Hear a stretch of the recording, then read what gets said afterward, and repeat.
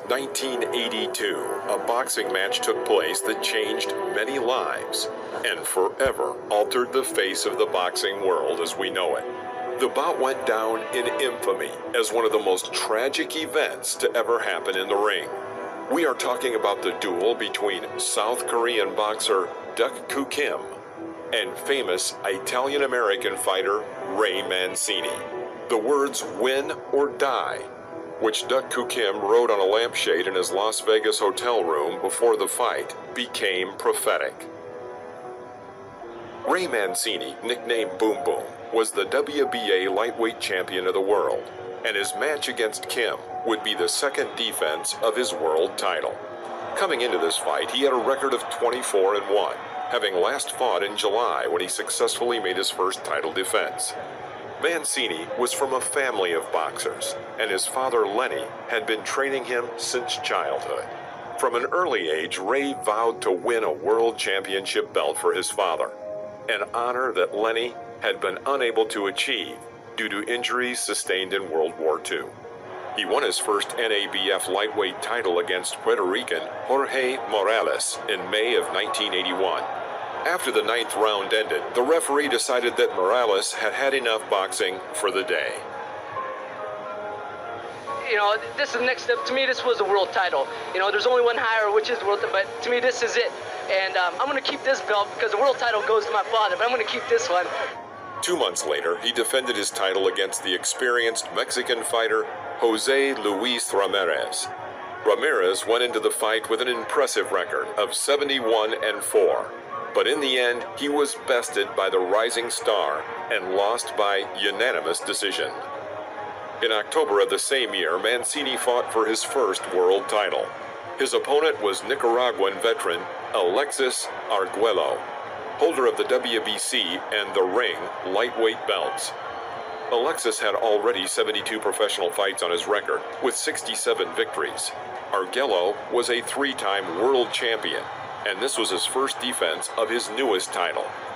In the first half of the fight, Boom Boom was able to cause a lot of trouble for Arguello and took the lead on points. But in the second half, Alexis used his greater experience and turned the tide of the fight. In the 14th round, he inflicted the first defeat of Mancini's career by TKO. This fight was chosen by The Ring and ESPN as one of the most spectacular fights of the 1980s.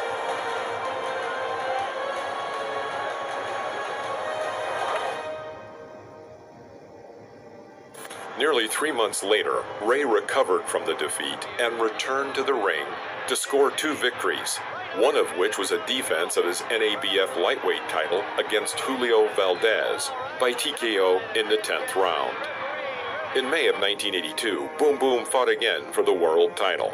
This time, he defeated Arturo Frias. Almost 3 months later, Boom Boom defended his title by defeating Ernesto Espana by TKO in the 6th round. With his first defense successfully completed, the next official contender for Ray Mancini's world title was the South Korean boxer Duck Koo Kim. Duck Koo Kim was born in January of 1959 to a poor family with many children. He grew up fighting on the streets and was known locally as a bully. At the age of 17, Duck Koo took up boxing as an amateur, and the gym soon became his second home. On November 13, 1982, the spectators who filled the stands outside Caesar's Palace in Las Vegas expected to see a one-sided fight and a victory by their favorite, Mancini.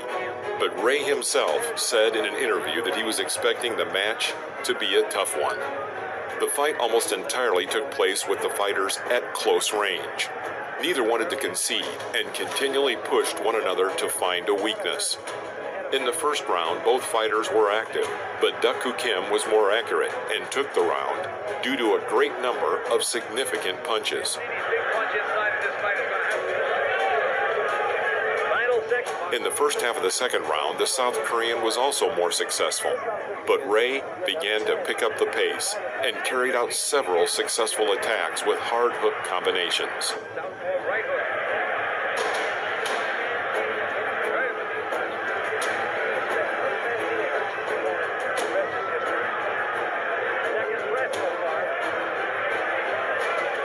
In the third round, the fighters traded blows equally, with both having powerful attacks. But overall, Kim's blows seemed stronger. To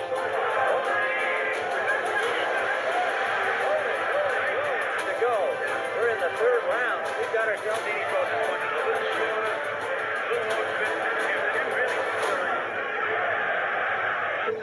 coming off the stool, landing that big left-hand lead. As far as no one is essentially cancer, so they're winging.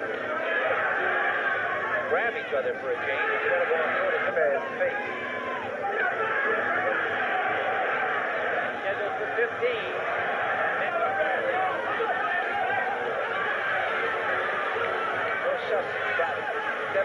Because he has his feet wide upon him.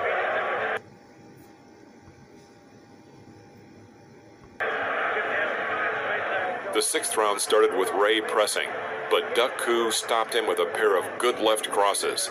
Then, at the end of the round, he landed a fast and powerful attack to Ray's body.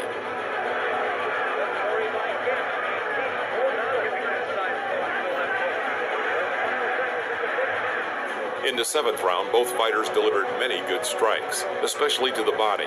But the round went in Kim's favor when he pinned Mancini near the ropes at the end of the round and brought down a hail of blows.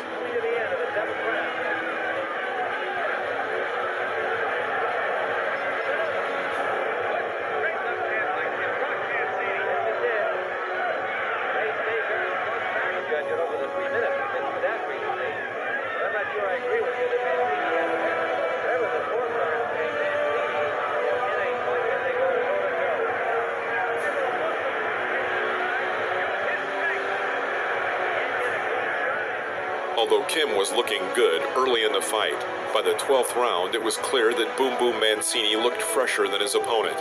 His footwork was better, and his punches were more accurate.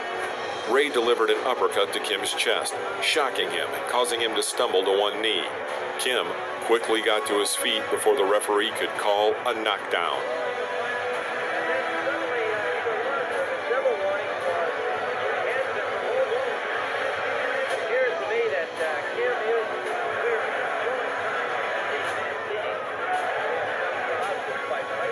Until this fight, Kim had never boxed beyond 12 rounds, and his exhaustion was becoming more apparent. After the bell in the 13th round, Ray pounced on his opponent. Kim could do nothing but defend himself for nearly an entire minute.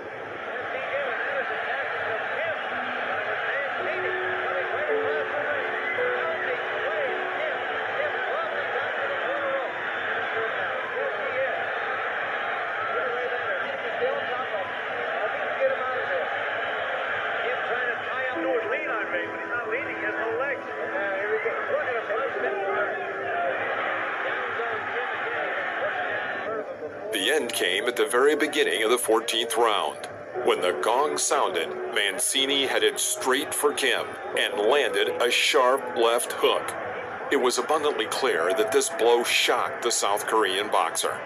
Mancini followed the blow with a right cross to the head that knocked Kim down. Falling, Duck Koo hit his head hard on the floor of the ring. He clung to the ropes and drug himself to his feet, but the referee saw that Kim was unstable and called for an end to the fight. With his mother and father, Ellen and Lenny Mancini, and Ray Boom Boom Mancini, I just cannot believe that you expected to get this kind of a fight from this young man. If I told you I did, you ain't gonna believe me, but I did because I knew I planned on a long fight. Everybody didn't know about it. I saw films. The guy was very, very impressive. Tough, rough, hungry, determined. Those are the worst kind.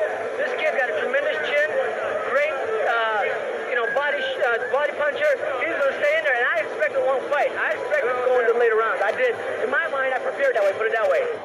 A few minutes later, Kim collapsed into unconsciousness and was immediately rushed to the hospital.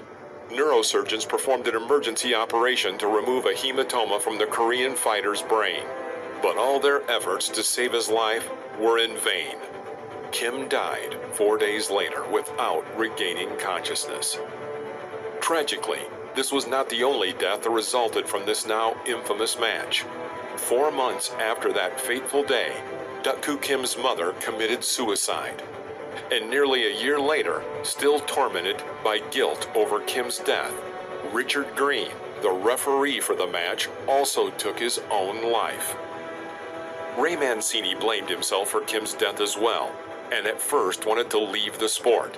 His friends later convinced him to return to boxing, telling him that the outcome of the fight was only a tragic accident. Despite fighting sporadically throughout the rest of the 80s and into the early 90s, Ray Mancini was never the same carefree fighter that the public had known before. After this incident, the various world boxing organizations began to institute reforms to better ensure the safety of the fighters.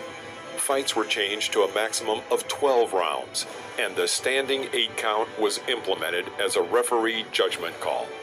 But perhaps the most important reforms came in the form of more extensive pre-fight medical examinations. Before the Kim-Mancini fight, fighters would simply have their blood pressure and heartbeat checked. Since then, before each fight, boxers have been required to have an MRI brain scan, an electrocardiogram, and lung scans. The official weigh-in procedure was also shifted earlier to give the boxers more time to make weight. One of the reasons for Kim's death was attributed to the extreme measures he undertook before the match in order to shed extra pounds. If you enjoyed this video, please drop us a like, leave a comment below, and click the bell to turn on notifications so you won't miss our new videos. Also, if you aren't subscribed yet, please do so, as it really helps us to develop the channel. See you next time in the ring.